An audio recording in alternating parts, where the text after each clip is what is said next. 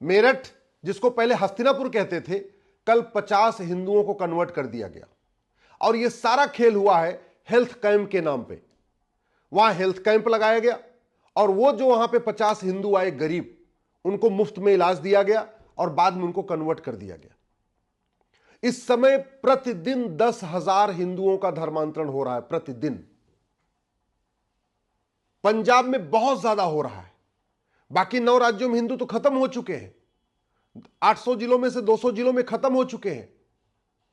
6,000 तहसीलों में से 1,500 तहसीलों में खत्म हो चुके हैं। इसके बावजूद प्रतिदिन 10,000 हिंदुओं का धर्मांतरण हो रहा है।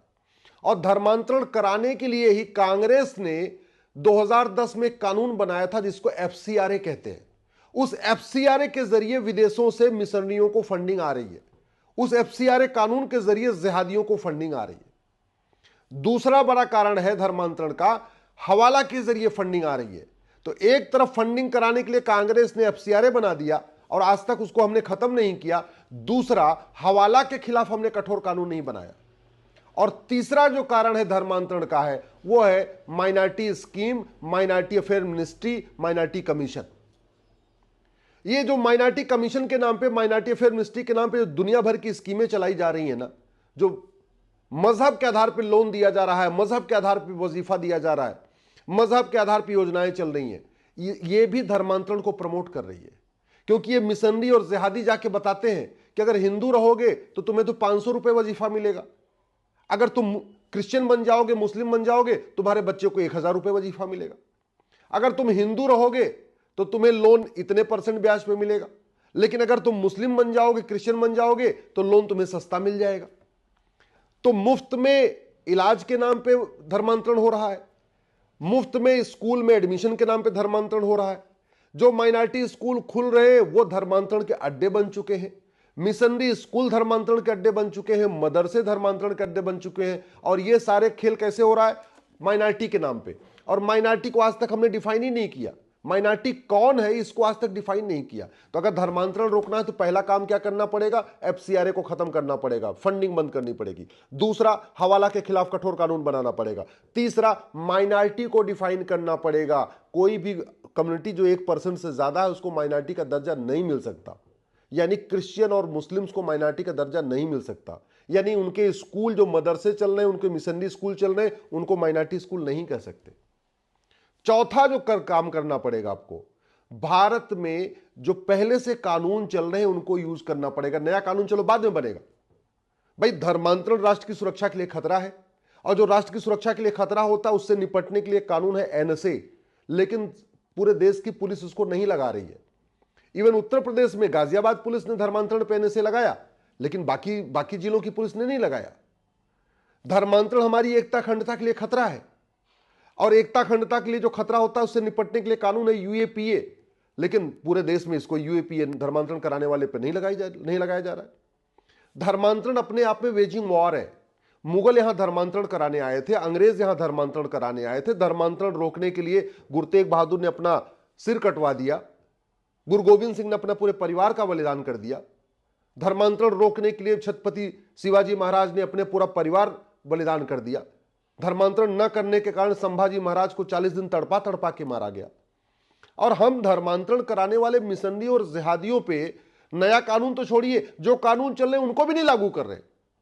अरे भाई, धर्मांतरण राष्ट्र की सुरक्षा के लिए खतरा है, एनएसए लगाओ ना। धर्मांतरण देश की एकता अखंडता के लिए खतरा है, यूएपीए लगाओ ना। धर्मांतरण अपने आप में वेजिंग वॉर है, ये इनडायरेक्ट वॉर है। ये भारत की डेमोग्राफी बदलने के लिए भारत के लोगों को विदेशी मजहब और विदेशी रिलीजन में कन्वर्ट किया जा रहा है। लगाओ इनके खिलाफ वेजिंग वॉर की धारा, उसमें तो आजीवन कारावास, फांसी होता है। धर्मांतरण से बड़ा कोई देशद्रोह तो हो ही नहीं सकता। भारत के लोगों को, जो भारत के सनातन धर्म को मानते हैं, जो वसुधैव कुटुंबकम को मानते हैं, नारी तू नारायणी को मानते हैं, जननी जन्म भूमिष्य को मानते हैं, यत्र नारस्तु पूज्यते रमन्ते तत्र देवता को मानते हैं, जो सर्व मंगल मांगल्य को मानते हैं, जो सबका साथ सबका विकास को मानते हैं, जो किसी से भेदभाव नहीं करते, उनको विदेशी पंथ में कन्वर्ट कर देना और ऐसे रिलीजन में कन्वर्ट कर देना जो बिल्कुल संविधान के खिलाफ है। भाई, क्रिश्चियनिटी सबको एक समान नहीं मानती। उसका ये मानना जो क्रिश्चियन हो जाएगा वो तो समान है, लेकिन सब एक समान नहीं है। इस्लाम का ये कहना है कि जो मुस्लिम बन जाएगा वो तो एक समान है, लेकिन सब लोग एक समान नहीं है। तो ये तो बिल्कुल संविधान के खिलाफ हो गया। क्रिश्चियनिटी और इस्लाम की जो बेसिक टीचिंग है उस भारत के कॉन्स्टिट्यूशन के बिल्कुल खिलाफ है। तो भारत के लोगों को जो भारत के संविधान के अनुसार अपना व्यवहार करते हैं उनको विदेशी रिलीजन में कन्वर्ट कर देना, जहां पाक नापाक का सिस्टम है, जहां हराम हलाल का सिस्टम है, जहां नेक और काफिर का सिस्टम है, उस रिलीजन में कन्वर्ट करना, इससे बड़ा तो कोई देशद्रोह है ही नहीं है। फिर देशद्रोह की धारा क्यों नहीं लगा रहे? धर्मांतरण कोई एक व्यक्ति नहीं करता, बाकायदा ऑर्गेनाइज तरीके से किया जाता है, कई लोग मिलकर करते हैं। तो फिर उनके खिलाफ गैंगस्टर एक्ट क्यों नहीं लगा रहे, गुंडा एक्ट क्यों नहीं लगा रहे? मैं गारंटी के साथ कहता हूं, जिस दिन हमारी पुलिस धर्मांतरण कराने वालों पर 5 धारा लगाएगी ना, एनएसए लगाएगी, यूएपीए लगाएगी, वेजिंग वॉर लगाएगी, देशद्रोह लगाएगी, गैंगस्टर एक्ट लगाएगी, जिस दिन हमारी सरकार धर्मांतरण कराने वाले मिशनरियों, जिहादी और उनके मददगारों की 100% संपत्ति जब्त करना शुरू कर देगी, धर्मांतरण कराने वाले मिशनरियों, जिहादियों और उनके मददगारों की नागरिकता खत्म करना शुरू कर देगी, जब तक जिस दिन धर्मांतरण कराने वाले मिशनरियों, जिहादियों, उनके मददगारों को आजीवन कारावास मिलना शुरू हो जाएगा, मैं गारंटी के साथ कहता हूं धर्मांतरण बंद हो जाएगा। और धर्मांतरण बंद हो जाएगा तो भारत बच जाएगा। नहीं तो आप अच्छी तरीके समझ लीजिए, ये जो कुछ चल रहा है ये 15 से 20 साल के बाद नहीं चलेगा। ये जो समता, समानता, समरसता, सबका साथ सबका विकास, ये ज्यादा से ज्यादा 15 से 20 साल और चलेगा। ये संविधान, सबको समान अवसर, ये सब बातें मुश्किल से 15 से 20 साल तक और चलेंगी, उसके बाद ये खत्म हो जाएंगी। अफगानिस्तान में देख लीजिए, 1805 में पंडित नंदराम टिक्कू प्रधानमंत्री हुआ करते थे, बाद में भाग गए, वहां से खदेड़ दिया उनको वहां से।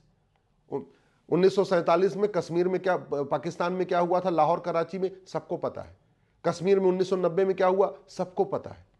आज बांग्लादेश में क्या हो रहा है, सबको पता है।